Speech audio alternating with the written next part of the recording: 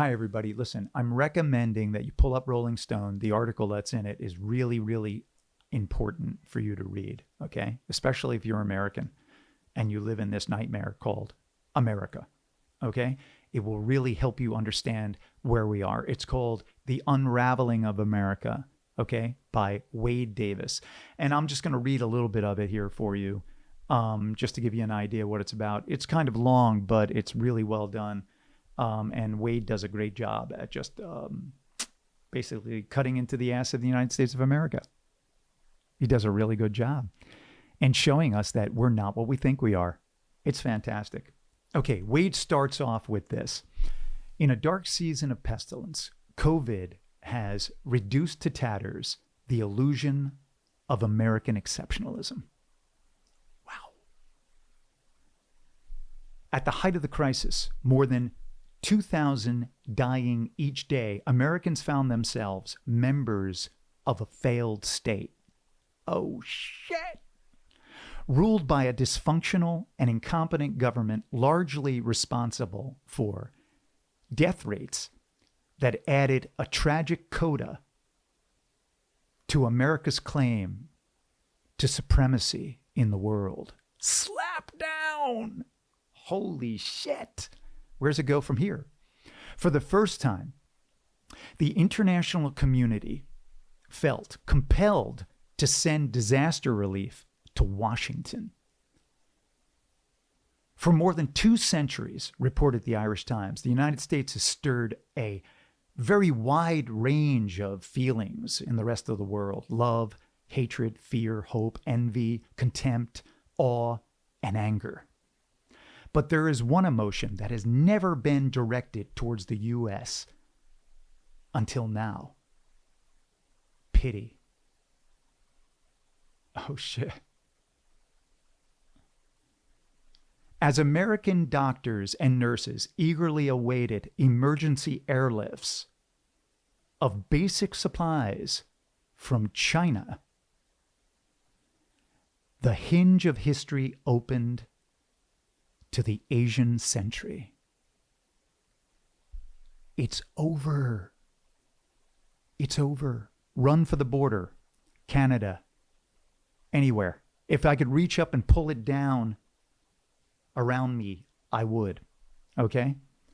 We're in trouble.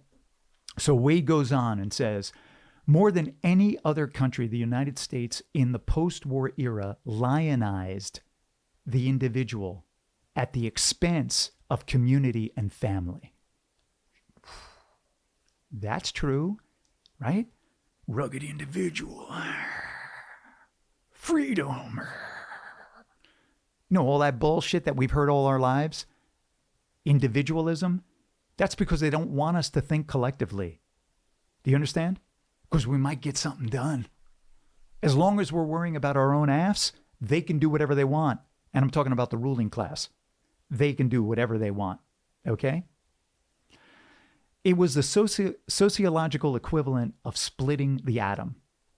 What was gained in terms of mobility and personal freedom came at the expense of common purpose. In wide swaths of America, the family, as an institution, lost its grounding. By the 1960s, 40% of marriages ended in divorce.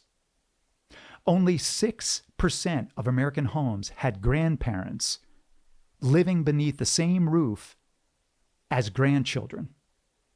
Okay? Meaning elders were abandoned. They were retired to shoved off, okay, off into the pasture, into retirement homes. That's a very unique phenomenon. I'm sure that everybody, all of you think like, okay, that's normal. No, it's not. That's not how families used to live. Families cared about each other. You didn't just shove grandma off into some building, 40 miles away and go visit her once a month. So Wade goes on to say, and I'm quoting, the American cult of the individual denies not just community, but the very idea of society. No one owes anything to anyone else. Sound familiar? Yeah. See, that's the world they want us to live in. Not me, us. Remember that, right? They were afraid of that shit. Not me, us. Oh, shit. They're afraid of that. Okay? So that's what he's talking about.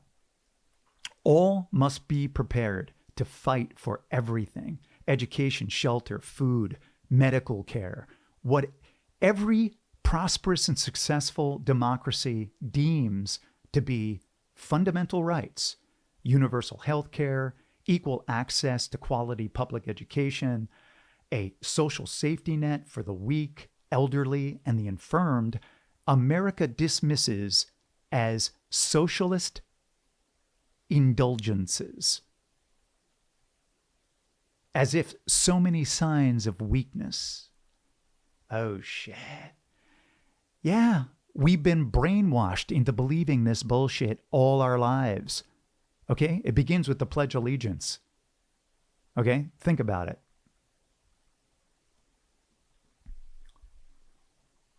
He continues, American politicians dismiss the Scandinavian model as creeping socialism, as communism light, something that would never work in the United States.